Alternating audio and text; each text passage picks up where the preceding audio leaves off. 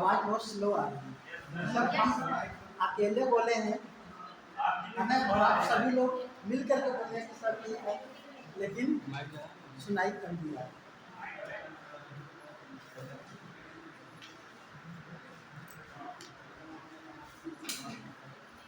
कैसे हैं आप लोग? ठीक है।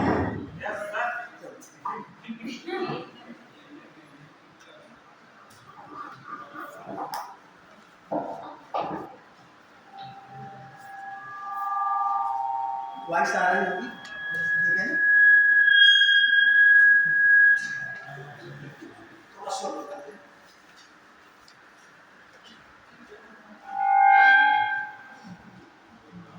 ठीक है, प्रॉपर वॉइस मिल रही होगी। तो आप लोगों को आज का टॉपिक मालूम है? Yes sir. टॉपिक बहुत ही अच्छा है, जिसे कहते हैं, टॉपिक में क्या दिया गया है? गरीबी बेरोजगारी। गरीबी और बेरोजगारी। गरीबी, पॉवर्टी की जिसे हम बात करते हैं, इंग्लिश में क्या कहते हैं? पावर्टी। और दूसरा है बेरोजगारी। बेरोजगारी, अनएम्प्लॉयमेंट।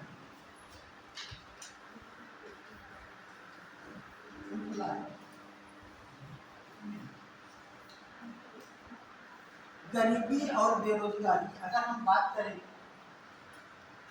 इन दोनों के संबंध की, तो दोनों का संबंध एक दूसरे से जबरदस्त है। जहाँ पे बेरोजगारी पाई जाएगी वहाँ पे गरीबी होना स्वाभाविक है, और जहाँ पे गरीबी होगी वहाँ पे कुछ लोग बेरोजगार भी हैं, लेकिन होना स्वाभाविक। ये गरीबी और बेरोजगारी, ये दोनों दो टॉपिक हैं, और इन दोनों टॉपिकों को हम लोग आज कवर करने की पूरी कोशिश करेंगे। सबसे पहले हम लोग देखेंगे गरीबी। गरीबी, पॉवर्टी। गरीबी किसे कहा जाता है? गरीब कौन है? किसे हम मानेंगे कि यह गरीब है और यह गरीब है? कोई बताएगा कि गरीब किसे कहते हैं?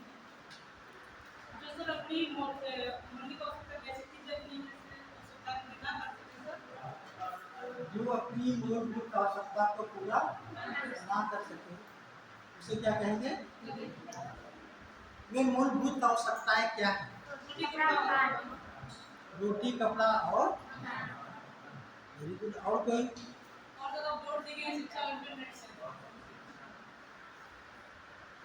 ध्यान रखिएगा, गरीबी की अगर हम डिफिनेशन की बात करें या परिभाषा की बात करें,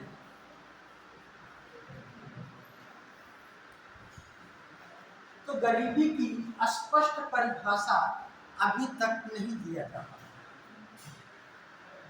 इसे गरीब कहते हैं विभिन्न समय, परिस्थितियों और देश काल के आधार पर गरीबी का निर्धारण अलग अलग पैमाने पर किया गया। कोई ये कहता है कि जो अपनी मूलभूत आवश्यकताओं को प्राप्त नहीं कर पाता है, ठीक है ना, जिसे कहा उन्होंने रोटी, कपड़ा और मकान, तो वह गरीब है। किसी ने कहा कि वह गरीब है जिसके पास शिक्षा और स्वास्थ्य नहीं है। किसी ने कहा कि वह गरीब है जिसके पास मूलभूत आवश्यकताएं नहीं है, शिक्षा, स्वास्थ्य और उसका जीवन स्तर भी नहीं है। कोई कहता है कि गरीब वह है जिसकी प्रति व्यक्ति आय या जिसकी आय एक लिमिट से कम है। विश्व बैंक कहता है गरीब वह है जो एक दिन में $1.9 से कम अर्न करता है, वह गरीब है। एशिया विकास बैंक कहता है कि गरीब वह है जो एक दिन में $1.35 से कम अर्न करता है, वह गरीब है। अलग अलग लोगों के अनुसार, अलग अलग संस्थाओं के अनुसार गरीबी को अलग अलग तरीके से बताने की कोशिश की गई है, परिभाषित किया गया।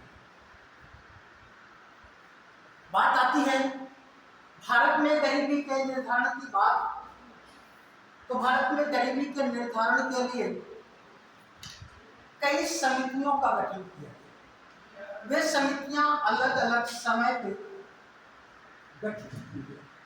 उन समितियों के बारे में चर्चा करने से पहले हम लोग ये जान लें कि गरीबी को मुख्य रूप से अगर देखा जाए, जो समितियां, जो संस्थाएं हैं या जो विचारक हैं, जो उन्होंने अपना विचार दिया है, उन सभी के बातों को ध्यान में रखें तो गरीबी मुख्य रूप से दो प्रकार की होती है।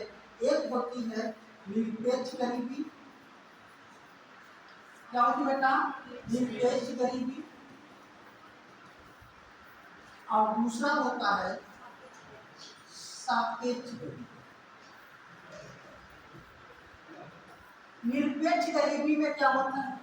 निरपेक्ष गरीबी में एक चीजें निर्धारित कर दी जाती हैं कि इससे कम अगर किसी की आय होगी तो वह क्या होगा?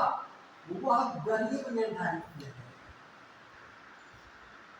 सापेक्ष गरीबी में एक दूसरे से तुलना की जाती है, वह कम गरीब है और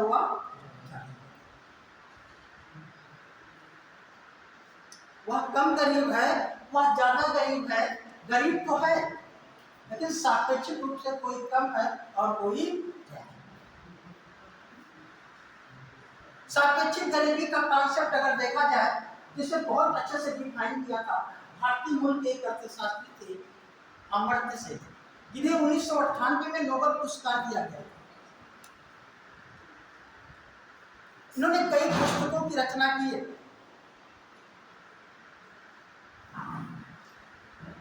उसी पुस्तक में इन्होंने बताने की कोशिश की कि जो गरीब है, और वो गरीब में भी सापेक्षिक गरीबी की कॉन्सेप्ट उन्होंने दी। ठीक है ना? उन्होंने क्या कहा कि मान लीजिए एक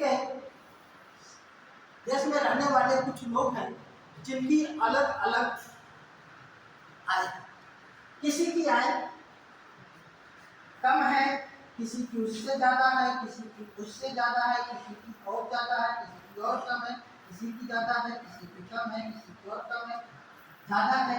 इस तरीके से इन्होंने कई ऐसे, एक यहाँ पे लोगों की संख्या लिख ली और यहाँ पे लोगों की, कहा कि अगर एक हम लकीर खींच देते हैं और एक निर्धारित कर देते हैं, मतलब एक आय है, अगर इससे जिसकी भी आय कम होगी वह गरीब होगा और जिसकी आय ज्यादा होगी वह क्या होगा?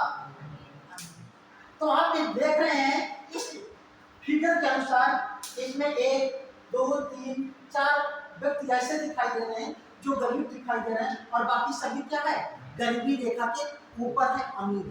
बात समझ में आ रही है? इन गरीबों में भी जो सबसे ज्यादा गरीब है वो एक गरीब है, लेकिन सबसे कम गरीब कौन है?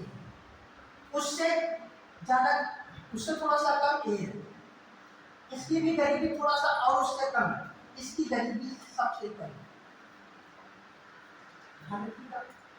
ये बहुत ही महत्वपूर्ण चीजें हैं कि गरीब को जब हम निर्धारित कर लेते हैं, गरीबी रेखा के नीचे हम बताते हैं हमारे देश में कितनी आबादी रहती है, उस आबादी में सरकारी योजनाओं का लाभ किस व्यक्ति को सबसे पहले मिलना चाहिए?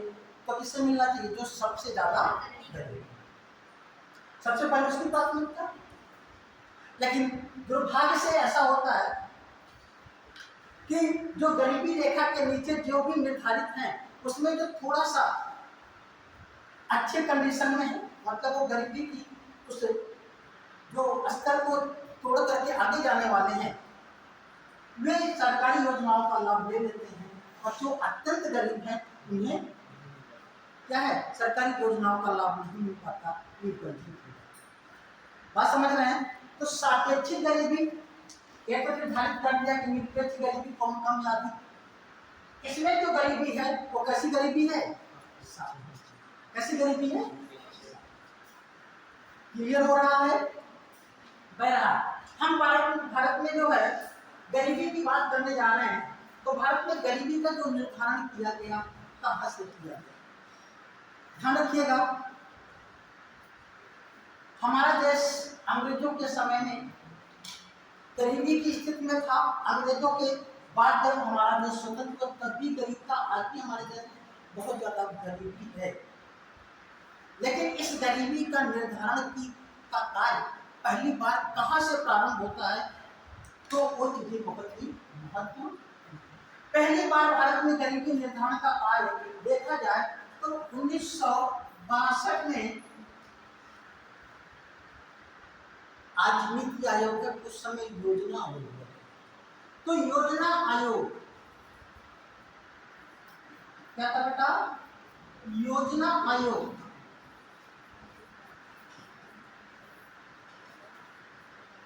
का एक कार्य समूह था।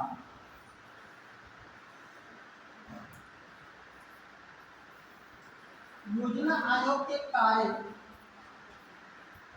समूह के द्वारा पहली बार भारत में गरीबी को निर्धारित करने का प्रयास किया गया, लेकिन ये बहुत ज्यादा प्रभावी। ये पहला प्रयास कब? 1962। फिर इसके बाद आप देखेंगे 1971 आता है। 1971 में हमारे देश की प्रधानमंत्री श्रीमती इंदिरा गांधी, या वही 1971 है जब हमारे देश में 1971 की जनगणना हुई थी, तो देश की जनसंख्या की वृद्धि दर सबसे ज्यादा थी। तो इसी 1971 में भारत में गरीबी के निर्धारण के लिए एक समिति बनाई गई थी, और उस समिति का नाम था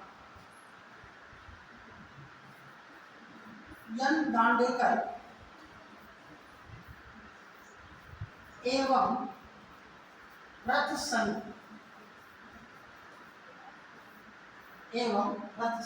दांडेकर एवं रथ समिति के नाम से भी जाना जाता है। एक दांडेकर और रथ समिति गठित की गई और इनसे कहा गया कि भारत में जो है गरीब कौन है इसका निर्धारण करें, क्योंकि जब हम गरीब का निर्धारण कर पाएंगे तभी तो गरीबी को दूर करने के लिए हम योजनाएं बना पाएंगे, है ना? गरीबी को दूर करने के लिए क्या बना पाएंगे? योजना। उन गरीबों को उनका हक दिला पाएंगे, कम से कम उनकी तो काउंटिंग तो हो। आज जैसे आप लोग सुनते होंगे संसद में हमेशा मांग उठती रहती है कि पिछड़ों की जातिगत गणना होनी चाहिए, है ना? जाति गणना की बात आती है। जाति गणना की बात इसीलिए की जाती है जब इनके बारे में मालूम हो जाएगा कि हमारे देश की कितनी प्रतिशत आबादी क्या है, पिछड़ी है, जो मुख्य धारा में शामिल नहीं है, तभी तो उसके लिए योजनाएं बना पाएंगे। बहरहाल उसका विरोध कई कारणों से होता है, उसे हम लोग छोड़ देते हैं। तो ध्यान रखिएगा, इनको एक दायित्व दिया गया कि आप गरीबी का निर्धारण। तो इस समिति ने पहली बार भारत में गरीबी के निर्धारण के लिए एक पैमाना तैयार किया, जिसे कहते हैं कैलोरी माप पैमाना। कैलोरी के आधार पर इन्होंने कहा कि कोई भी ऐसा व्यक्ति जो भारत में रहते हुए प्रतिदिन 2250 कितना 2250 किलो कैलोरी ऊर्जा प्राप्त कर लेता है तो वह निर्धन। कैलोरी के आधार पर पहली बार भारत में गरीबी का निर्धारण किया। बात समझ रहे? छत है उससे नहीं मतलब है, घर है कि नहीं है, कपड़ा कैसा पहनते हैं, कैसा स्वास्थ्य है, कैसी शिक्षा है, नहीं। अपने भोजन में अगर कोई व्यक्ति इतना किलो कैलोरी एक दिन में औसतन ले लेता है तो वह गरीब नहीं है, वह क्या है, वह अमीर की कैटेगरी में। यह उचित था? यह उचित आज के समय में हमको प्रतीत नहीं होता, लेकिन तत्कालीन समय में या कहीं न कहीं पे कुछ मात्रा में उचित रहा होगा कि एक व्यक्ति खाना खा पा रहा है और एक व्यक्ति खाना भी नहीं खा पा रहा है, वो भूख को मर। तत्कालीन समय में ये क्या था, इसी को मौका बनाया गया और इससे माना गया। और फिर ध्यान रखिएगा, कुछ समय बीतता है, 1979 भी आता है जब हमारे देश में पहली बार गैर कांग्रेसी सरकार का गठन होता है, और वो सरकार थी जनता पार्टी की सरकार। देसाई देश के प्रथम गैर कांग्रेसी प्रधानमंत्री बनाए गए थे। इस पार्टी के द्वारा एक समिति बनाई गई, किसके लिए? गरीबी के निर्धारण के लिए। वो समिति थी अलग समिति, अलग समिति।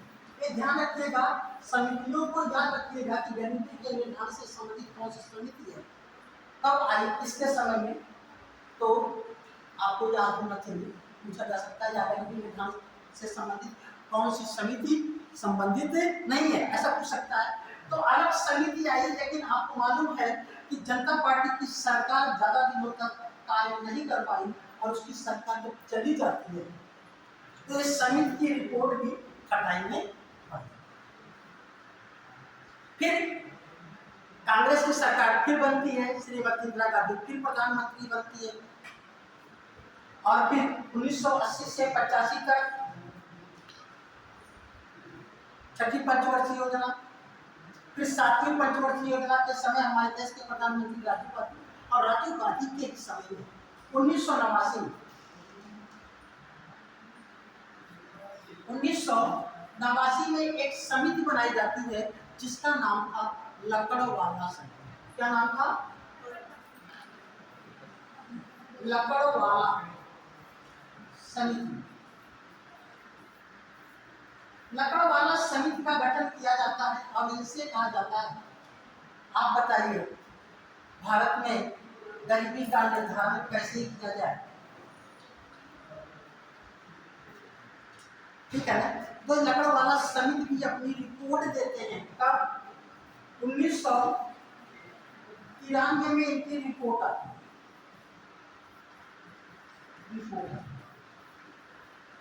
और ध्यान रखिएगा, अगर देखा जाए देश में गरीबी को चिन्हित करने के लिए सबसे पहले बहुत जोर शोर से प्रयास अगर किया गया था तो किसके द्वारा किया गया था? 1971 में श्रीमती इंदिरा गांधी के द्वारा। और इसी ही समय उन्होंने एक नारा दिया था, गरीबी हटाओ। किसका नारा दिया था? गरीबी हटाओ। गरीबी हटाओ का नारा किस पंचवर्षीय योजना में दिया गया था? 5वीं पंचवर्षीय योजना में। किसमें? और ध्यान रखिएगा, इसका मतलब ये महत्वपूर्ण बातें थी और पहली बार ये निर्धारित हुआ था कि इतना किलो कैलोरी अगर कोई प्राप्त कर लेता है तो अब निर्धन है। इन्हीं का ही फॉलो करते हुए ये रिपोर्ट जो आती है लकड़वाला समिति, ये क्या कहते हैं? ये कहते हैं कोई भी व्यक्ति अगर ग्रामीण क्षेत्र में रहता है, कहाँ पे? ग्रामीण क्षेत्र में, तो 2400 किलो कैलोरी, कितना? 2400। और शहरी क्षेत्र में रहता है तो 2100 किलो कैलोरी अगर ऊर्जा प्राप्त कर लेता है तो वह निर्धन है। इसका मतलब ये और भी ज्यादा उसी चीज को वेरीफाई करते हैं। ग्रामीण क्षेत्रों में लोग ज्यादा चूंकि काम करते हैं, ज्यादा ऊर्जा की आवश्यकता होती है, तो इसलिए औसतन उनको 2400 किलो कैलोरी और शहर में कितना? 2100 किलो कैलोरी अगर उनको ऊर्जा मिल जाती है तो वह निर्धन है।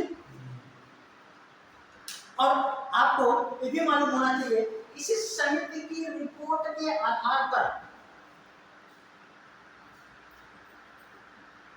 भारत में अगली जो पंचवर्षीय योजना थी, जो 9वीं पंचवर्षीय योजना थी, उसमें गरीबी को दूर करने के लिए सरकार ने अपनी नीतियों में कुछ करना चाहा। जब अपनी नीतियों में कुछ करने का प्रयास किया तो चूंकि गरीबी का जो निर्धारण था प्रति व्यक्ति कैलोरी उपभोग के आधार पर निर्धारित था, कि इसकी बड़ी आलोचना कर। लोग कहते हैं एक ऐसा देश है जहाँ पे स्वास्थ्य शिक्षा छत की बात ही नहीं करता है, केवल कैलोरी की बात करता है। कोई भी व्यक्ति कोई भोजन लेकर के उतनी कैलोरी ऊर्जा प्राप्त कर लेता है तो क्या होगा? इस परिभाषा के अनुसार वह निर्धन है। फिर जब इसकी आलोचना जबरदस्त होती है तो ध्यान रखिएगा, 2003 में एक समिति बनती है जिसे कहते हैं सुरेश तेंदुलकर समिति। सुरेश तेंदुलकर, ये महत्वपूर्ण बातें ध्यान रखिएगा। अब थोड़ा सा सुरेश तेंदुलकर समिति का गठन किया गया। एक सुरेश तेंदुलकर समिति ने इस पे भारत में गरीबी के निर्धारण के लिए अपना जो सुझाव दिया, वो सुझाव दिया 2009। कब दिया? 2009 में इनकी रिपोर्ट आई। और ये क्या कहते हैं भाई साहब? ये कहते हैं भारत में गरीबी का निर्धारण कैलोरी के आधार पर नहीं, बल्कि क्या होना चाहिए? न्यूनतम उपभोग, न्यूनतम उपभोग टोकरी के आधार पर होना चाहिए। मिनिमम कंजप्शन बास्केट के आधार पर होना चाहिए। और उस न्यूनतम उपभोग टोकरी में क्या कहा? न्यूनतम उपभोग टोकरी के आधार पर होना चाहिए। और कहा इस न्यूनतम उपभोग टोकरी में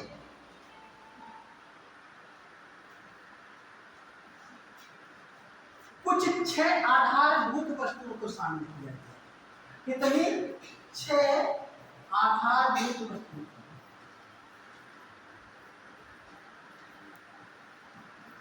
वस्तुओं को शामिल किया गया। ये कौन कौन सी थी?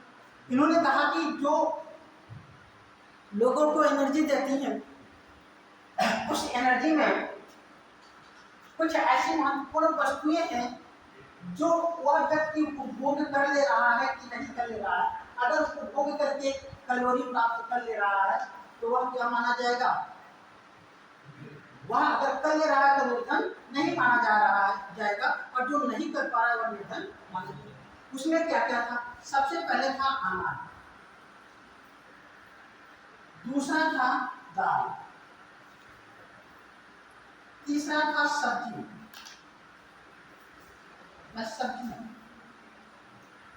चौथा दूध, पांचवा तेल, और छठा चीनी। ये 6 चीजें थी। सुरेश तेंदुलकर की जो न्यूनतम उपभोग के बास्केट जो थी, उसमें इन्होंने 6 इन वस्तुओं को शामिल किया था, ठीक है ना। और उसके आधार पर भारत में गरीबी का निर्धारण किया था। और फिर इन्होंने जब ये आधार बनाया तो कहा कि इनका उपभोग करते हुए जो है एक व्यक्ति प्रतिदिन गांव में रहते हुए या शहर में रहते हुए इतना उपभोग कर लेता है। मतलब यहाँ पे अब उपभोग किसमें? रुपए में आ गया, अमाउंट में आ गया, कर लेता है तो वह क्या होगा? निर्धन है। सुरेश तेंदुलकर समिति के अनुसार कोई भी व्यक्ति जो ग्रामीण क्षेत्र में रहता है, कहाँ पे? ग्रामीण क्षेत्र, प्रतिदिन 27 रुपया, कितना? 27। और शहरी क्षेत्र में रहता है तो प्रतिदिन 33 रुपया अगर उपभोग कर लेता है तो यहाँ करीब, आप सोच लीजिए, रिपोर्ट 2009 में आई थी, आज के 15 साल पहले। आपकी बात नहीं है? नहीं, अभी आ रही, थोड़ा सा अंतर देखिए। उस समय इन्होंने ये निर्धारित किया था कि इतना अगर कोई व्यक्ति उपभोग कर लेता है गांव में रहते, अगर मासिक की बात करें तो इसको 30 से गुणा कर दिए, उसको भी 30 से गुणा कर दिए, आपका मासिक महीने में इतना उपभोग कर लेता तो वह निर्धन है। क्या तो था? आज के 15 साल की पहले की भी बात करें, आज के 15 साल पहले इस 27 रुपए में एक व्यक्ति एक दिन में खाना नहीं था। है ना, ठेलिया पे खाना खा सकता था, लेकिन एक टाइम खा सकता, क्योंकि 15 साल पहले 15-20 रुपए में, 25 रुपए में, ठीक है ना, ठेलिया पे खाना मिल जाता था, ठीक है ना। क्योंकि जब हम लोग उस समय इलाहाबाद में थे तो कभी कभी तो हम लोग तो बहुत रईस घर से थे नहीं कि बड़े बड़े होटलों में जाते, तो खाना नहीं बन पाया है तो ठेलिया पे खा लिया, ठीक है ना। तब उस समय 18 रुपये, 20 रुपये, 22 रुपये, 25 रुपये में खाना मिल जाता था, ठेलिया को भी एक टाइम। तो ध्यान रखिएगा, ये निर्धारित किया गया, शिक्षा स्वास्थ्य तो छोड़ दीजिए। बहुत से लोगों ने तत्कालीन वित्त मंत्री को 27 रुपया मनी ऑर्डर किया कि आप एक दिन का खाना खाते दिखाओ, एक दिन का खाना खा करके दिखाइए कि आपने जो गरीबी का निर्धारण किया है एक विमुक्त। काफी आलोचना होती है, यद्यपि इस आधार पर सुरेश तेंदुलकर साहब ने कहा कि 2003 और 4 में उस समय लगभग 37.7% गरीबी थी, जो 2009-10 में कम होकर के लगभग 21.9% के लगभग गरीबी हो गई थी। बहरहाल इनकी काफी आलोचना होती है और इस आलोचना के बाद भारत में, ठीक है, साल 2 साल बीतता है और 2012 में एक समिति बनाई जाती है जिसे कहते हैं सी रंगराजन समिति। क्या है? सी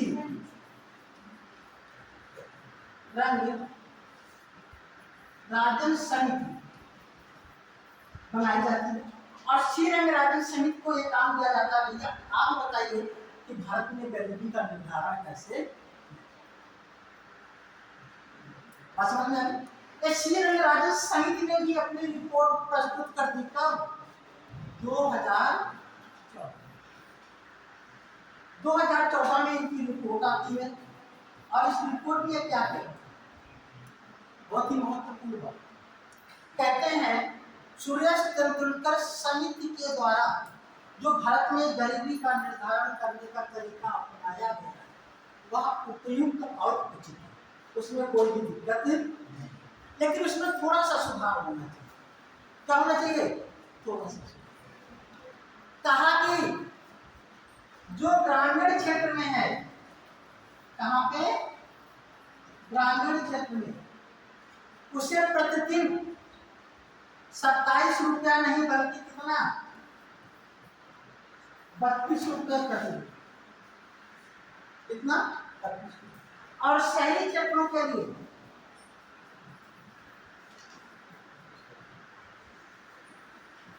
47 रुपया प्रतिदिन। अगर उपभोग कर लेता है तो वह निर्धन। मतलब सुरेश तेंदुलकर समिति को ये उचित बताते हुए थोड़ा सा केवल अपनी जो उस गरीबी के निर्धारण में थोड़ा सा सुधारात्मक सुझाव दिया और कहा 27 के बजाय इसे 32 माना जाए और इसे 47 कर दिया, ठीक है ना। यद्यपि इस समिति की भी आलोचना होती है। बहरहाल भारत में गरीबी कितनी है इसको निर्धारित करने के लिए अलग अलग लोगों के द्वारा भी कुछ व्यक्तिगत सुझाव भी दिए गए। कोई कहता है कि भारत में गरीबी 50% से ज़्यादा है, कोई कहता है 30% से ज़्यादा है, लेकिन आपको ध्यान रखना होगा कि वर्तमान में भारत में गरीबी का जो निर्धारण करता है वह कौन है? वह है नीति आयोग। कौन है? ध्यान रखिएगा, 2021 में नीति आयोग ने भारत में गरीबी के लिए एक बहुआयामी सूचकांक लेकर के आया, ठीक है ना।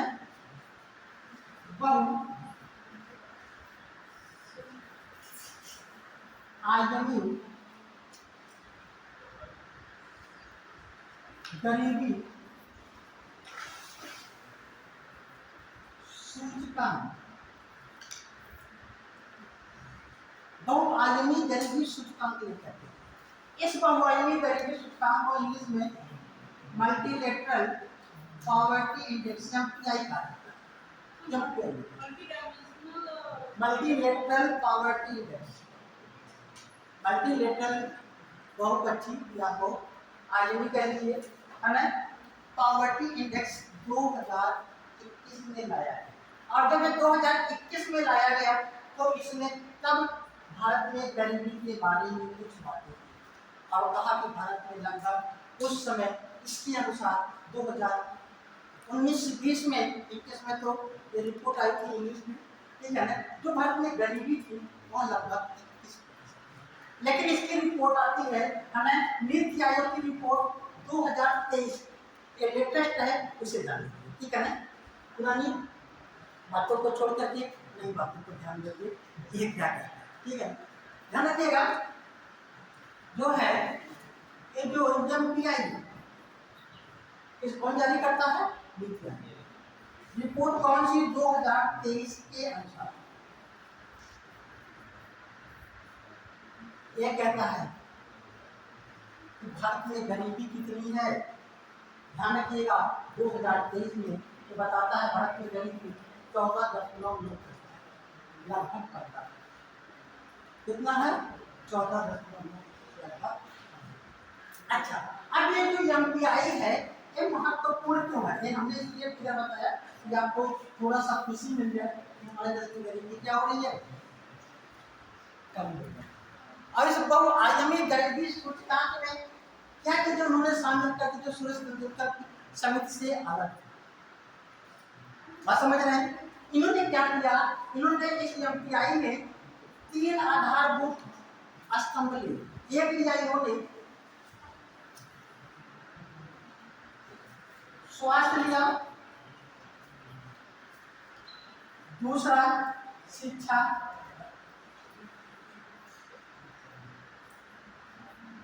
और तीसरा जीवन स्तर।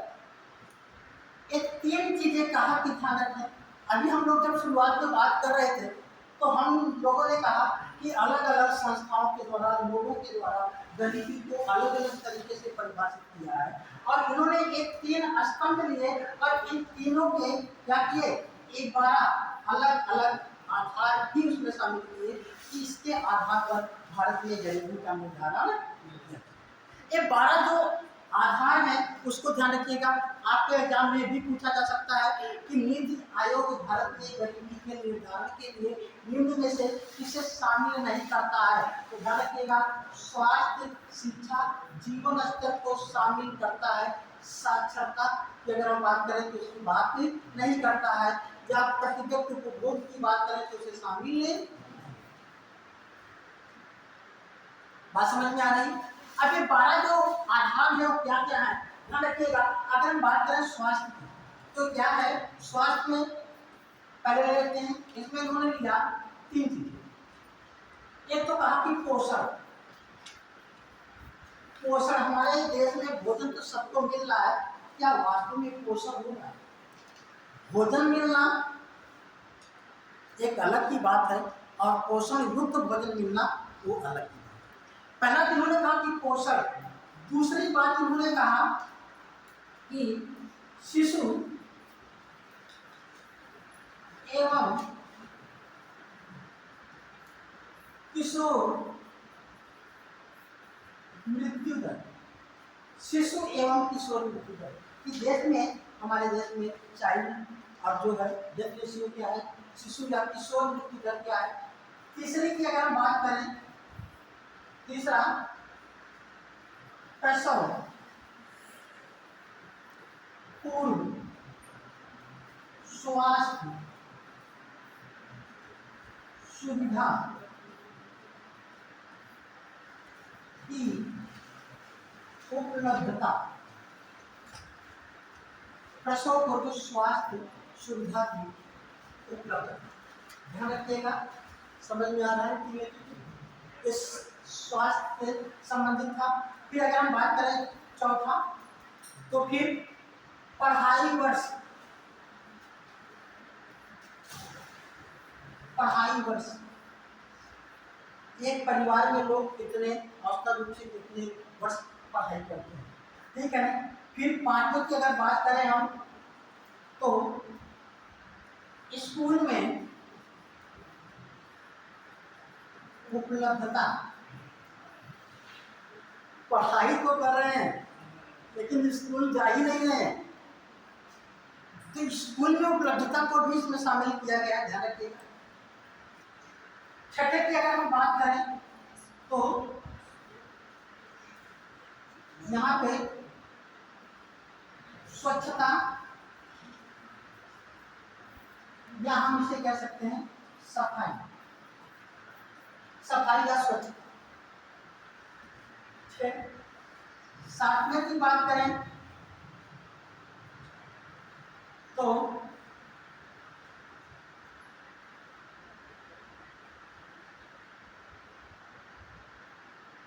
पेयजल है। आठवें की बात करें तो घर या आवास। नौवें की बात करें तो बिजली, क्या है इसमें एक चीजें और है। 10वां बैंक में खाता। बस 11वां है संपत्ति, एसेट्स भी इसमें शामिल किया गया है। और 12वां है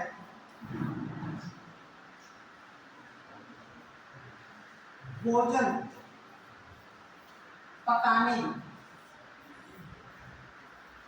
का ईंधन, भोजन पकाने का।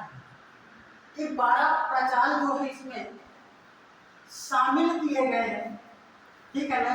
ये नीति आयोग शामिल करता है और इसके आधार पर भारत में गरीबी के निर्धारण को चिन्हित करता है। भारत में गरीबी है तो क्या है, ध्यान रखें। ये 12 को आपको ध्यान रखना चाहिए, ठीक है ना।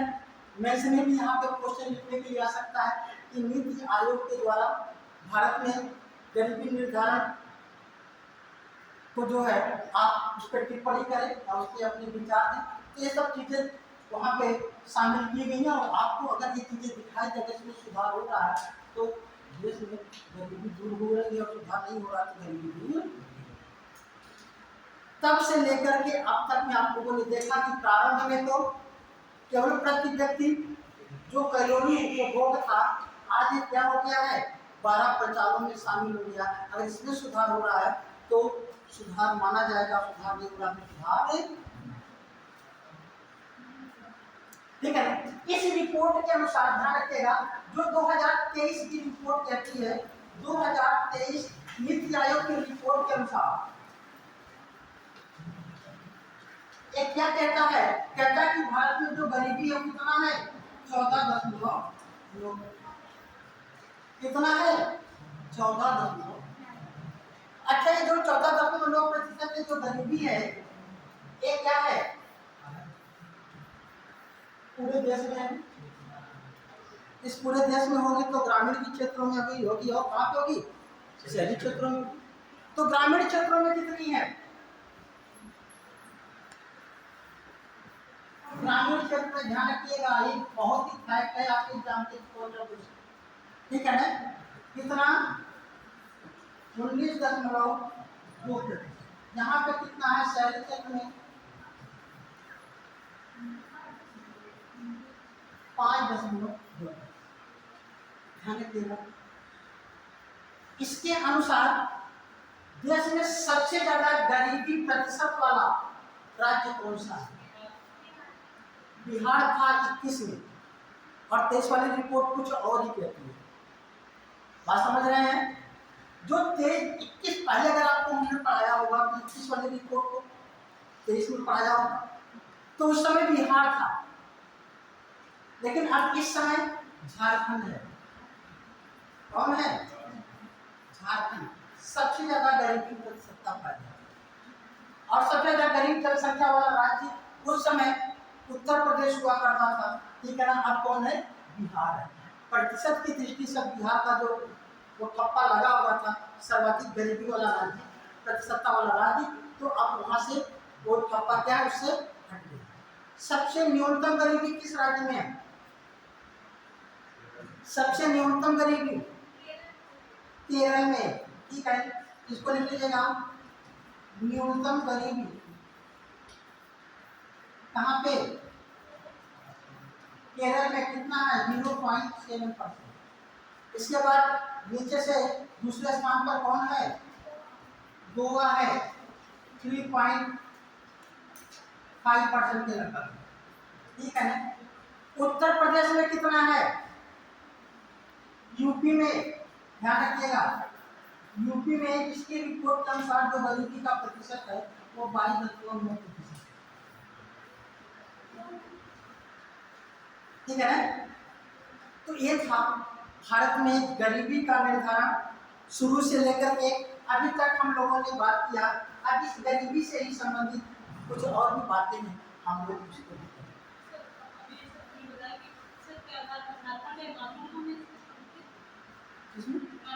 सबसे ज्यादा संख्या पॉपुलेशन की बात करें तो बिहार, हाँ, पहले यूपी था, ठीक है ना।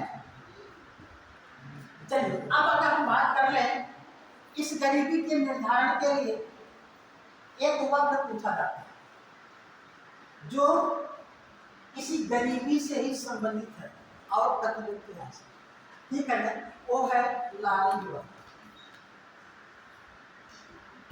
लारेंज वक्र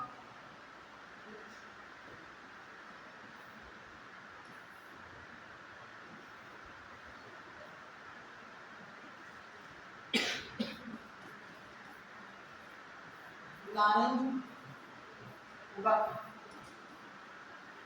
ध्यान रखिएगा। तो जो लारेंज वक्र है या किसी भी देश में गरीबी की स्थिति को प्रदर्शित करता है, गरीबी की क्या करता है, स्थिति को प्रदर्शित करता है। यूं कहिए कि लारेंज वक्र वह माध्यम है जो किसी देश में आय जो है उस आय के वितरण को प्रदर्शित करता है। हमारे देश में क्या है, अभी अगर वर्तमान में देखें तो जो गरीबी और अमीरी की जो खाई है वो दिन प्रतिदिन क्या होती जा रही है, जबकि होनी क्या चाहिए, अमीर अमीर होता जा रहा है और गरीब गरीब तो नहीं हो रहा, लेकिन वो कांस्टेंट है, स्टेबलिश है, थोड़ा सा उसके अंदर विकास है, ठीक है ना। तो इसका मतलब ये है कि इसके अंदर जो डिफरेंस है वो बढ़ता जा रहा है और बढ़ता हुआ डिफरेंस या किसी भी देश या अर्थव्यवस्था के लिए अच्छा या उपयुक्त है। लेकिन ध्यान रखिएगा कुजनेट्स वक्र आप लोग पढ़े होंगे, कुजनेट्स वक्र भी इसी से कुछ संबंधित है, हालांकि गरीबी का निर्धारण नहीं करता। कुजनेट्स वक्र यही बताता है कि जब किसी की आय बढ़ती है, किसी देश की आय बढ़ती है तो पहले क्या होती है, आय और आय वितरण में विषमता होती है और उसके बाद क्या आती है, समता। लारेंज वक्र क्या बताता है, लारेंज वक्र यही बताता है कि किसी भी देश में एक यहाँ पे रेखा खींच करके बताने की कोशिश में किया गया है कि किसी भी देश में जब आय जो होती है उसके वितरण के बीच स्टेगनेशन को प्रदर्शित करता है। ध्यान रखिएगा यहाँ पे एक रेखा खींचा जाता है, इसे कहते हैं समता रेखा। क्या कहते हैं बेटा, समता। इस समता रेखा के अनुसार, ठीक है ना, जितनी भी देश की आय है वह सभी लोगों में समान रूप से वितरित है। समान रूप से क्या है, यहाँ पे हम लिख लें आय, ठीक है ना, आय वितरण, और यहाँ पर लिख लें लोग या आय या लोगों की आय।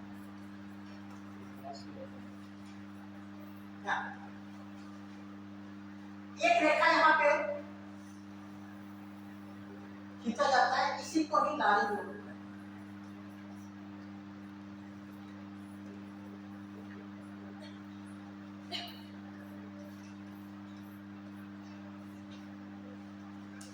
इसी को ही क्या कहता है, इसमें दो तीन चीजें आपको ध्यान रखना है, समता रेखा और लारेंज वक्र। ये क्या है, क्या प्रदर्शित करता है, इसके दो चार पॉइंट आपको मालूम होने चाहिए कि ये कभी भी एग्जाम में पूछा जा सकता है कि लारेंज वक्र की क्या विशेषता है, ठीक है।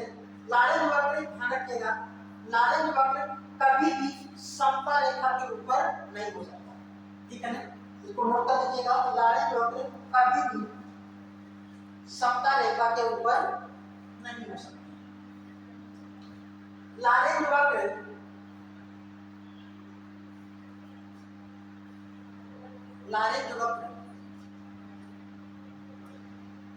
समता रेखा के नजदीक होने से तात्पर्य, लालिंज वक्र समता रेखा के नजदीक होने से तात्पर्य यह है कि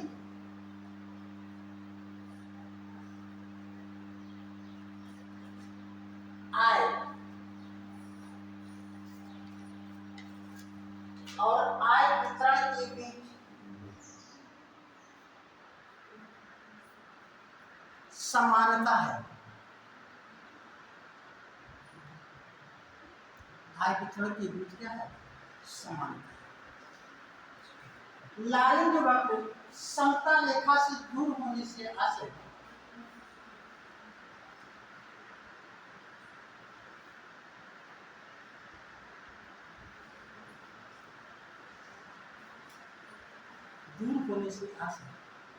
आय और आय वितरण में ज्यादा विषमता है। ज्यादा विषमता है। क्या है ज्यादा?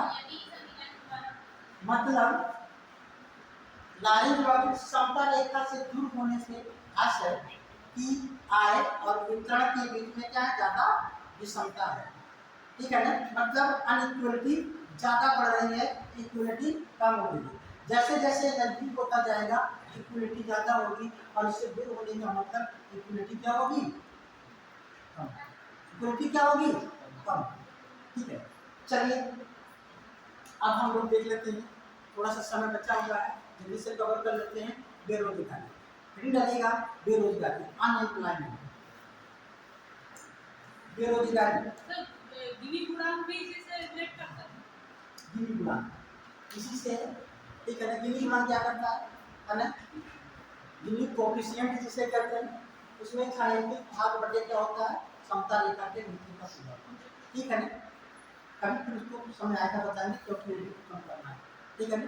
देखिएगा बेरोजगारी, बेरोजगारी, बेरोजगारी। चलिए भाई बताइए बेरोजगारी किसे कहते हैं?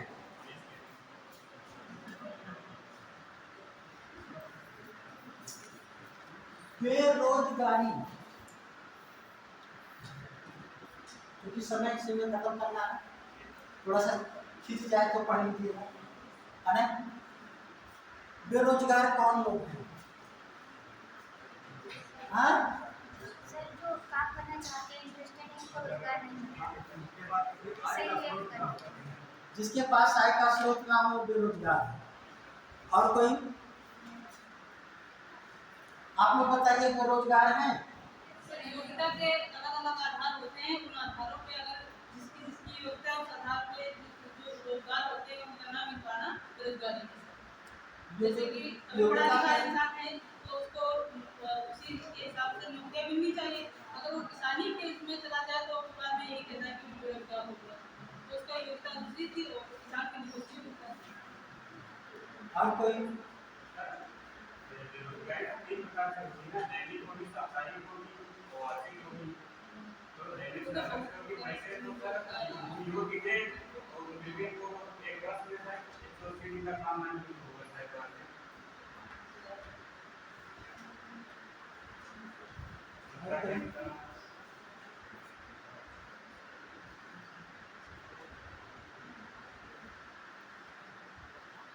बेरोजगार, ध्यान रखिएगा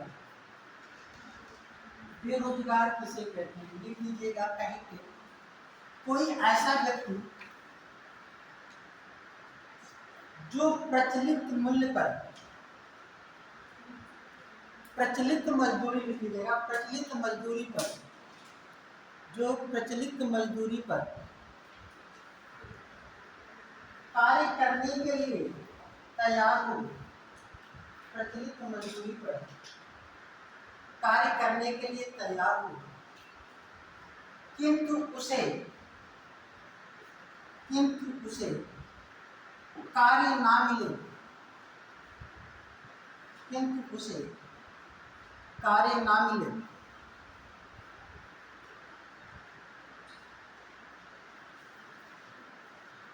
बेरोजगार कहलाता है। बेरोजगार कहलाता है। बेरोजगारी बराबर, बेरोजगारी कैसे निकालेंगे? बेरोजगारी बराबर कुल कार्यशील जनसंख्या माइनस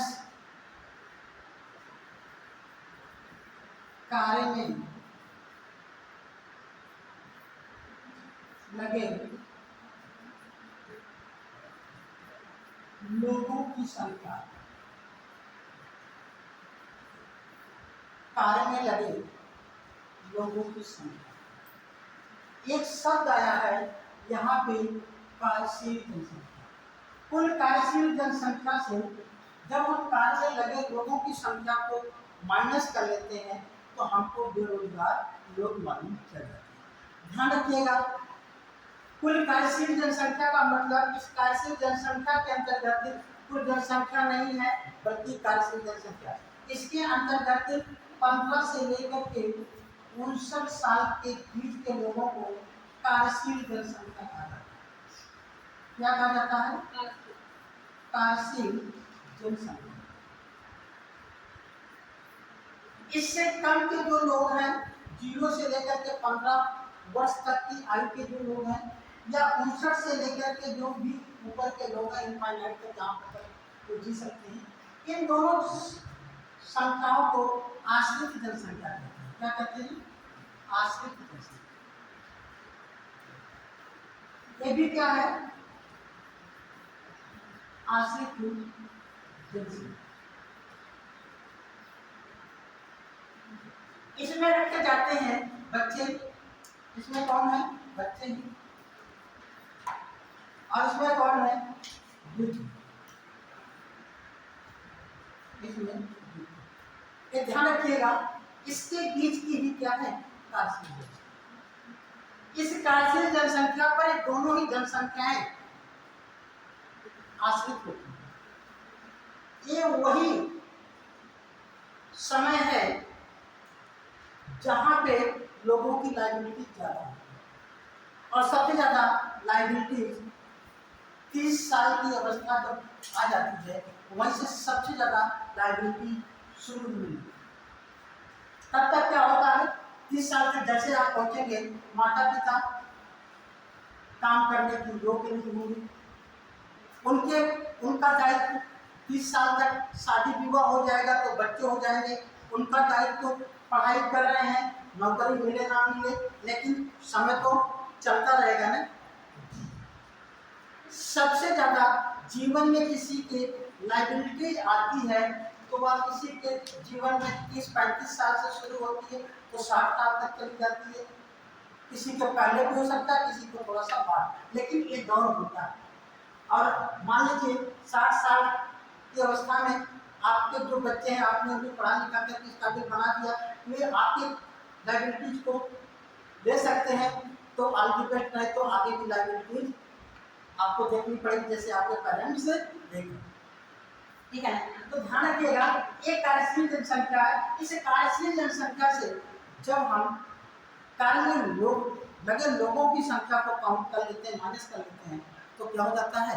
तब हमको बेरोजगार लोग कितने हैं वे क्या होते हैं मालूम करते हैं। और ध्यान रखें, बेरोजगारी से एक कतई मतलब नहीं है। जो डिफिनेशन है, जो निर्धारित किया गया है कि कोई व्यक्ति कितना योग्य क्या है, इसका केवल एक ही मतलब है कि बाजार में प्रचलित मजदूरी पर अगर वो काम जो है करने के लिए तैयार है, उसे काम नहीं मिलता है तो बेरोजगार की श्रेणी में शामिल किया जाता है, नहीं तो उसे बेरोजगार की श्रेणी में शामिल ये निर्धारण। ठीक है। और यहाँ पे बेरोजगारी के प्रकार में हम देखें, थोड़ा सा हम देख लें, अभी वो भी और भी क्लियर हुआ। बेरोजगारी के प्रकार, बेरोजगारी के प्रकार की बात। तो पहली बेरोजगारी क्या होती है? सबसे पहले ऐच्छिक बेरोजगारी। कौन सी? ऐच्छिक बेरोजगारी। ऐच्छिक बेरोजगारी क्या है? पर्सन काम नहीं करता है। हाँ ना, ये नहीं है जो आप बोल रहे हो। ऐच्छिक बेरोजगारी उसको कहते हैं जब व्यक्ति अपनी स्वेच्छा से काम करना, लिख लीजिएगा, इस प्रकार की बेरोजगारी में व्यक्ति स्वेच्छा से कार्य करना नहीं चाहता।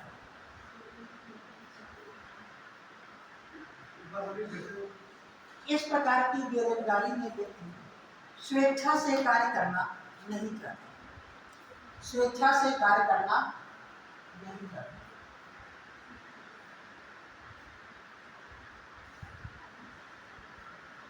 ध्यान रखें, अगर आप क्लास में हैं तो क्लास के एडवांटेज को लीजिए, नोट करते रहिए। मोबाइल चलाने घर पे भी कर सकते हैं, मोबाइल का यूज कम से कम करें क्लास, ठीक है ना। अगर आप समय दे रहे हैं और मैं भी समय दे रहा हूँ, ठीक है। जो लोग ऐसा कर रहे थे समझ चुके होंगे, ठीक है ना, मैंने आपको नाम लेना नहीं चाहता, ठीक है ना। ध्यान रखिएगा बेटा। ऐच्छिक बेरोजगारी क्या है? जब व्यक्ति अपनी इच्छा से काम नहीं करना चाहता, कहता है हमको काम करने की क्या जरूरत है, हमारे पिताजी ने तो इतना सब कुछ कर दिया, हमको कुछ काम करने की आवश्यकता नहीं। और ध्यान रखिएगा, इस प्रकार की बेरोजगारी मुख्य रूप से कहाँ पे पाई जाती है? विकसित देशों में। लिख लीजिएगा, इस प्रकार की बेरोजगारी मुख्य रूप से विकसित देशों में पाई जाती है। मुख्य रूप से, ध्यान रखिएगा, विकास इसका मतलब है विकासशील देशों में भी पाई जा सकती है, क्योंकि विकासशील देशों में गरीबी और अमीरी दोनों के बीच की कड़ी होती है ना बेटा। तो क्या हो सकता है, यहाँ पे कुछ एक ऐसा वर्ग होगा जो काम चाह रहा होगा, उसको नहीं मिल रहा होगा, कुछ एक ऐसा भी वर्ग है वो काम करना, ठीक है ना। तो ऐच्छिक बेरोजगारी। दूसरा है अनैच्छिक बेरोजगारी। दूसरा है अनैच्छिक बेरोजगारी। अनैच्छिक बेरोजगारी, देखिएगा, इस प्रकार की बेरोजगारी में, इस प्रकार की बेरोजगारी में व्यक्ति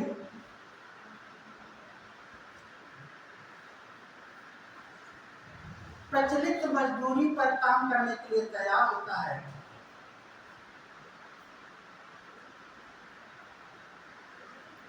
मजदूरी पर कार्य करने के लिए तैयार होता है, किंतु उसे कार्य नहीं मिलता, किंतु उसे कार्य नहीं मिलता। इस प्रकार की बेरोजगारी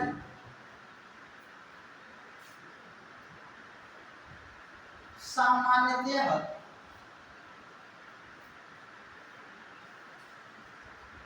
मांग में कमी के कारण उत्पन्न होती है। सामान्यतः मांग में कमी के कारण उत्पन्न होती है। मांग में कमी के कारण उत्पन्न होती है। मांग में वृद्धि से, मांग में वृद्धि से यह बेरोजगारी समाप्त हो जाती है।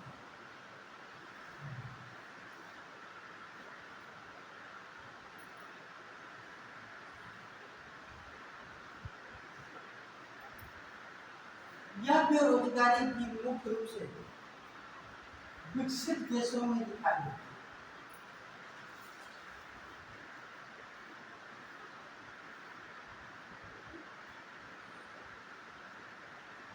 ये अनैच्छिक बेरोजगारी विकसित में कैसे है? तो यहाँ पे भी तो अपने आप विकासशील जैसे है, हमने क्या लिखा है, मुख्य रूप से, मतलब मेनली वहां पे पाई जाती है। फिर हमने कहा कि विकासशील देशों में यह स्थितियां भी दिखाई दे सकती है, कहीं पे हो सकता है और कहीं पे नहीं हो सकता, ठीक है ना। मतलब मेन रूप से मेनली वहां पे दिखाई देता है ना। विकासशील देशों में भी दिखा, कहीं कहीं पे जा सकता है।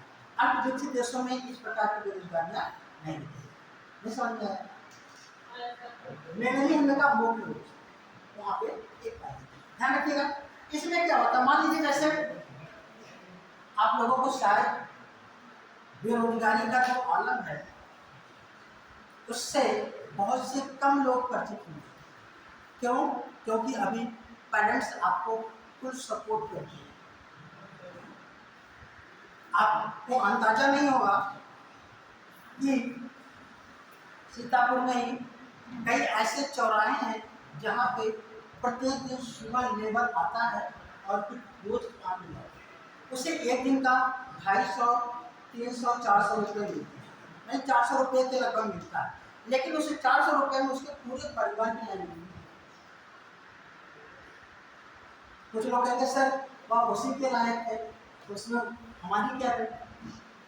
नहीं, वो भी इसी समाज के अंग थे, वे भी गरीबी अवस्था में अभाव में पैदा हुए, उनको भी शिक्षा स्वास्थ्य सब उपलब्ध होना चाहिए, लेकिन हो सकता है वो उनको उपलब्ध नहीं हो पाया और वो आपको उपलब्ध है और आप उसका उपयोग करें, लेकिन वो व्यक्ति नहीं कर सकते। बहुत से ऐसे बच्चे, ऐसे लोग हैं बेटा, आप महसूस कर सकते हो, देख सकते हो कि लोग आते हैं लेकिन सभी को उस 300-400 रुपये वाला जो पूरे दिन का काम है वो भी उनको काम नहीं मिलता। कुछ मजदूर आते हैं घर से टिफिन लेकर के आते हैं कि काम मिलेगा, काम करेंगे, काम करने के बाद पैसा मिलेगा, घर का खर्चा चलाएंगे, लेकिन उन्हें काम नहीं मिलता है और वही पे क्या करते हैं, टिफिन को खा जाते हैं, घर पे जाके वापस चले जाते हैं। सोचिए, कभी कभी तो बहुत सी परिस्थितियाँ भी हो सकती हैं, घर पर कोई बीमार हो, बच्चों की किताब देना है, फीस देना है, समस्या हो सकती है कि नहीं। तो ऐसे भी ये लोग हैं वास्तव में बेरोजगार, वे काम करने के लिए तैयार है प्रचलित मजदूरी पे, लेकिन उन्हें काम में नहीं। क्यों नहीं मिल रहा है? क्योंकि मजदूरों की डिमांड मार्केट में कम। जैसे ही सीजन का समय, इस समय ज़्यादा बेरोजगारी होगी, जैसे ही अभी धान की मड़ाई हो जाए या गेहूँ की मड़ाई हो जाए, ये सब जो काम शुरू हो जाता है तो मजदूरों की कमी हो जाती है, तो डिमांड बढ़ जाती है तो इनको काम मिल जाता है, डिमांड कम होती है तो इनको काम नहीं मिलता है। ये है वास्तव में। तीसरा देखिएगा, संघर्ष जनित बेरोजगारी। तीसरा देखिएगा, संघर्ष जनित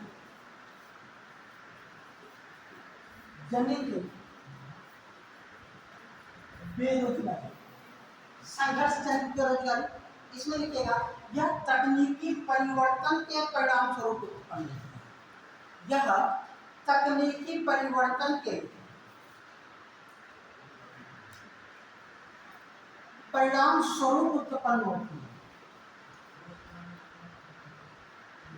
तकनीकी परिवर्तन, अच्छा, तकनीकी परिवर्तन सब जगह कहाँ पे होगा? गरीब देशों में या विकासशील देशों में या विकसित देशों में? सबसे ज्यादा टेक्नोलॉजी जो चेंज होगी कहाँ पे? और उस टेक्नोलॉजी के अनुसार लोग अपने आप को अपग्रेड नहीं कर पाएंगे तो क्या हो जाएगा? उनकी लाइफ में संघर्ष। एक ऑफिस में वे काम कर रहे थे, ठीक है, मैनुअल काम कर रहे थे, उसमें कंप्यूटर लग गया। अब कंप्यूटर लग जाने से 10 लोगों का काम कर एक ही व्यक्ति कर लेता है, अब ये 9 लोग क्या होंगे? अब वो लोग अपनी लाइफ में संघर्ष करेंगे जब तक कि उनको कोई दूसरा काम ना, जब तक कोई दुकान पे चले, कोई दुकान पे काम करने लगा, कोई कुछ करेगा, कोई कुछ करेगा। तो इसलिए इस प्रकार की बेरोजगारी को वहाँ क्या कहा जाता है? संघर्ष जनित बेरोजगारी। ये विकासशील देशों में कहीं भी दिखाई दे सकती है, लेकिन मुख्य रूप से जो समस्या है कहाँ की है? अगली में जो बेरोजगारी है वो है संरचनात्मक बेरोजगारी।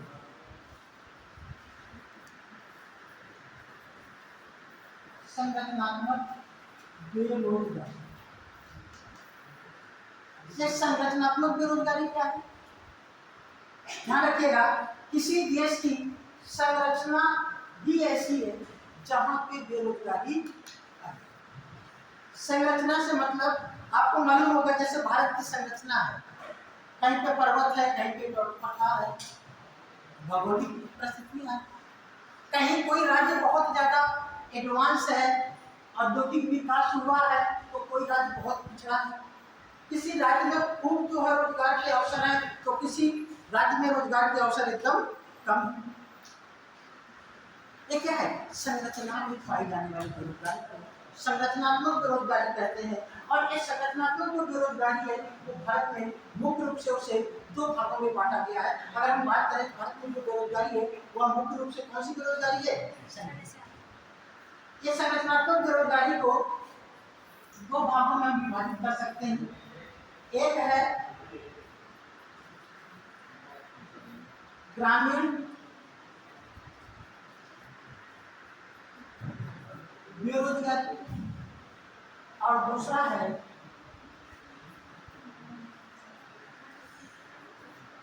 शहरी बेरोजगारी।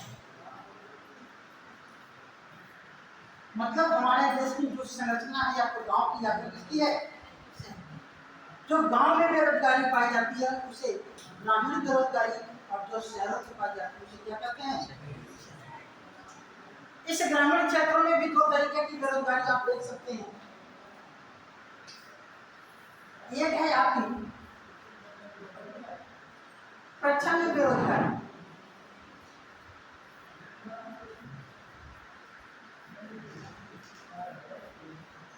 क्या है? प्रच्छन्न बेरोजगारी। इसे ही छुपी हुई बेरोजगारी भी कहते हैं।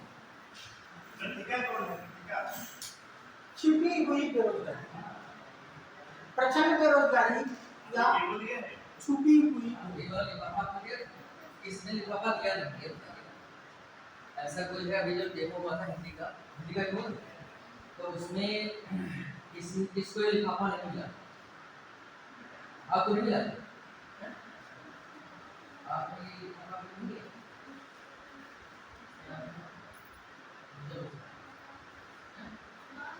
अगर मसला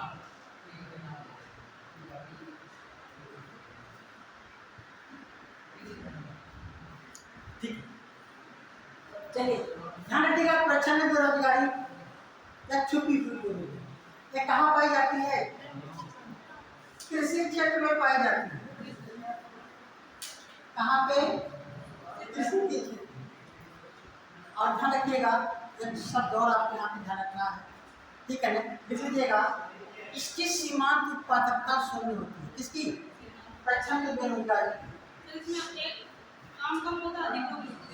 सीमांत उत्पादकता शून्य होती है। लीजिएगा, इसकी सीमांत उत्पादकता शून्य होती है। ठीक है, सीमांत उत्पादकता से मतलब क्या है? मतलब ध्यान रखिए, कृषि क्षेत्र में क्या होता है, एक ही जैसे खेत है, उस खेत में जो काम करना है 4 लोग भी उस काम को पूरा कर सकते हैं, लेकिन उस काम को करने के लिए घर के जितने भी मेंबर हैं, 6 लोग हैं तो 6 लोग चले जाएंगे, 7 लोग हैं तो 7 लोग चले जाएंगे, 8 लोग हैं तो 8 लोग चले जाएंगे। सब लोग काम करते हुए दिखाई तो देते हैं, लेकिन प्रोडक्शन में कोई इंक्रीजिंग। 4 लोगों का काम 6 लोग कर रहे हैं। इसका मतलब 2 लोग जो है वो वहाँ पे क्या है? छुपे हुए हैं, बेरोजगार हैं। रोजगार में तो दिखाई दे काम कर रहे हैं, लेकिन वो क्या है? वास्तव में क्या है? उनके वहाँ पे जाने ना जाने से उत्पादन में कोई भी वृद्धि नहीं। मतलब 4 के बाद जैसे ही 5 हो जाता है, उत्पादन में कोई वृद्धि नहीं होती है। इसका मतलब सीमांत उत्पादकता सीमा के बाद उसमें प्रोडक्शन जो होता है वो क्या होता है? तो 0 हो जाता है। 2 लोगों तब भी 0, 4 लोग, मतलब प्रोडक्शन नहीं बढ़ेगा चाहे कितने भी लोग बढ़ते हैं। इसे क्या कहते हैं? छुपी हुई बेरोजगारी या प्रच्छन्न बेरोजगारी कहाँ पाई जाती है? कृषि क्षेत्र में पाई जाती है। क्लियर? दूसरा है मौसमी बेरोजगारी। कौन सी? मौसमी बेरोजगारी, मौसमी बेरोजगारी। ये मौसमी बेरोजगारी क्या? मौसम के अनुसार काम मिलना और मौसम के अनुसार काम ना मिलना, ये मौसमी बेरोजगारी।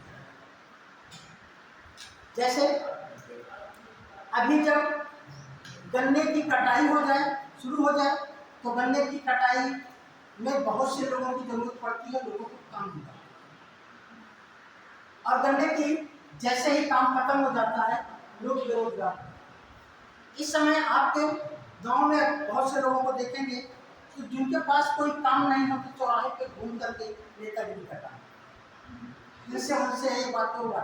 लेकिन जैसे ही क्या होगा, बरसात खत्म होगी, धान की कटाई हो जाएगी, ठीक है, गेहूं की बुआई रह जाएगी, तो लोग अपने कामों में, मौसम के अनुसार रोजगार मिलना और मौसम के अनुसार रोजगार ना मिलना, तो कैसा कहलाएगा? वो मौसमी बेरोजगारी। कहाँ पे पाई जाती है? ग्रामीण क्षेत्र में। तो क्या हो गई? ये मौसमी। आगे देख लेते हैं फिर क्या है। ये जो शहरी बेरोजगारी है,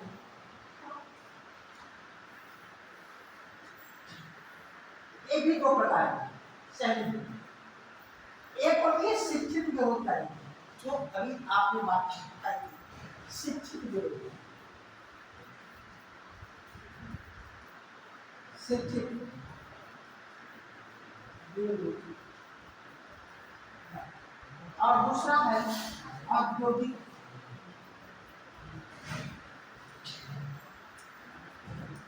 बेरोजगारी। शिक्षित बेरोजगारी और दूसरा क्या है? शिक्षित बेरोजगारी, यही हमारे देश की मुख्य समस्या है, ठीक है ना। शिक्षित बेरोजगारी मुख्य रूप से कहाँ की समस्या? शहरों की। शहरों में ज्यादा शिक्षित पाए जाते हैं और वहीं पे जाकर के लोग काम ढूंढते हैं। ग्रामीण क्षेत्रों में भी जो शिक्षित हो जाते हैं वो कहाँ चले जाते हैं? पलायन कर जाते हैं, यहाँ पे कोई काम मिलेगा। वैसे ऐसा नहीं कर सकते कि ग्रामीण क्षेत्रों में नहीं पाई जाती है, लेकिन मुख्य समस्या कहाँ की है? शहर की। शिक्षा के आधार पर रोजगार ना मिलना, इसे क्या कहते हैं? शिक्षित। और ध्यान रखिएगा, हमारी गवर्नमेंट में कभी कभी सरकारें देती है, काम तो बहुत है लेकिन काम करने की स्किल लोगों के पास। आप सभी लोगों में, सभी लोग इस बात को अनुभव करते हैं कि हम बेरोजगार हैं, लेकिन सच में अपने दिल पे हाथ रख करके पूछें कि आपके पास स्किल क्या है कि आपसे काम मिले, कौन सा काम कर सकते। कंप्यूटर की बात करें तो कंप्यूटर का भी आधार होना है, कोई टेक्निकल एजुकेशन नहीं। टेक्निकल एजुकेशन है तो प्रैक्टिस में नहीं, बीए कर लिया है, एमए कर लिया, केवल तैयारी है विकल्प का कि कहीं रोजगार मिल जाए। वो लोग भी ये सोचते हैं कि हमारे पास जो भी बंदा है वो टेक्निकल रूप से दक्ष हो, पढ़ाई किया हो, कंप्यूटर का पूरा ज्ञान हो उसको, ठीक है। ऐसे लोगों की रिक्वायरमेंट ज़्यादा हो, है ना। समीक्षा अधिकारी का एग्जाम देंगे, उसमें पहले तो कंपल्सरी कर दिया, समीक्षा अधिकारी। खुद से पूछिए कि हम क्या कर सकते, आंसर मिलने लगेगा। बहरहाल मेहनत करके उस मुकाम पर पहुंच जाइए जहाँ पे इस सब की जरूरत है, स्किल की जरूरत ना हो। अधिकारी बन जाइए और आपके नीचे सब क्या होंगे? स्किल वाले लोग होंगे, उनसे आप काम करें, ठीक है ना। लेकिन ध्यान रखें, मेहनत करने की जरूरत पड़ेगी, तो मेहनत करना है, क्योंकि तैयारी एक इतने ही लोग नहीं कर रहे हैं, पूरे उत्तर प्रदेश छोड़ के हिंदुस्तान में लोग तैयारी कर रहे हैं और आपसे ज़्यादा मेहनत कर रहे हैं। आपको लगता है मैं ज़्यादा मेहनत कर रहा हूँ? नहीं, आपसे भी ज़्यादा मेहनत करने वाले, डेडिकेशन के साथ तैयारी करने वाले। तो जो ज़्यादा मेहनत करे उसको मिलना चाहिए कि जो कम मेहनत करे उसको मिलना चाहिए। तो क्या आप उसके लायक मेहनत कर रहे हैं? खुद पूछिएगा और हमको कुछ कहने की जरूरत नहीं है, आप खुद करिए। ठीक है ना। औद्योगिक बेरोजगारी, औद्योग धंधे कहाँ पे होते हैं? सामान्य शहरों में। औद्योगिक बेरोजगारी इसलिए हमारे देश में बढ़ रही है क्योंकि जिस अनुपात में औद्योगिक रूप से लोग दक्ष हो रहे हैं, उस अनुपात में हमारे देश में रोजगार के अवसर नहीं बढ़ रहे। हर साल हर जिले से कुछ पॉलिटेक्निक करके, कुछ ITI करके, कुछ बीटेक कॉलेज हर जिलों में होते हैं, वो करके सब किसके लिए काम करने के लिए? उद्योगों में। क्या कोई उद्योग लग रहा है? वो लोग कहाँ पे जाएंगे? बेरोजगारी तो पड़े रहेंगे।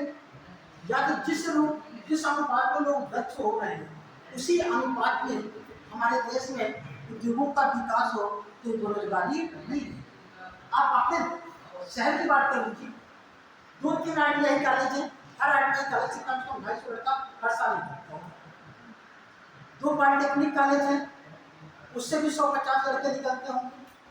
बीटेक कॉलेज है, मतलब 500-1000 लोग तो ऐसे निकलते ही हैं जो उद्योगों में काम करने के लिए। और खपत 100 की भी नहीं, 50 की भी नहीं, कितना रोजगार मिल जाता है? तो लोग कहाँ पे भाग करके जाते हैं? जहाँ पे उन शहरों में जहाँ पे उद्योग स्थापित है। और यही ऐसे ही और भी शहरों से लोग जाते होंगे, औद्योगिक बेरोजगारी का। ठीक है ना। अच्छा, अब बात आती है कि भारत में इस बेरोजगारी को मापने के लिए क्या किया है। भारत में पहली बार बेरोजगारी को मापने के लिए छठी पंचवर्षीय योजना में एक पैमाना तैयार किया है, जिसे स्टैंडर्ड पर्सन ईयर कहा जाता है। क्या कहा जाता है? स्टैंडर्ड पर्सन ईयर का, स्टैंडर्ड पर्सन ईयर। ठीक है ना। इसे क्या कहते हैं? लीजिएगा, इसे छठी पंचवर्षीय योजना के समय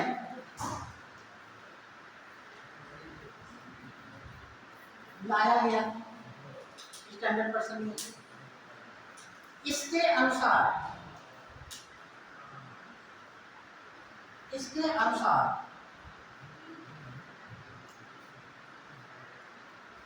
कोई ऐसा व्यक्ति जो प्रतिदिन 8 घंटे कार्य करते हुए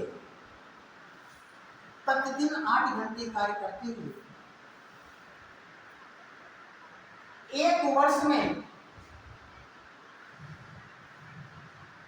273 दिन कार्य कर लेता है। एक वर्ष में 273 दिन कार्य कर लेता है, वह बेरोजगार नहीं कहलाता। वह बेरोजगार नहीं कहलाता। ध्यान रखिएगा, भारत में बेरोजगारी का एक पैमाना है, इसी के अनुसार निर्धारित किया जाता है। यद्यपि कभी हम लोग और भी बात करेंगे क्योंकि समय ज़्यादा हो रहा है ना। दैनिक क्या होता है, घंटे में बेरोजगारी क्या होती है और वार्षिक क्या होती है, सब चीज़ इसको पता होना चाहिए। ठीक है ना। आप सभी लोग बैठे रहेंगे।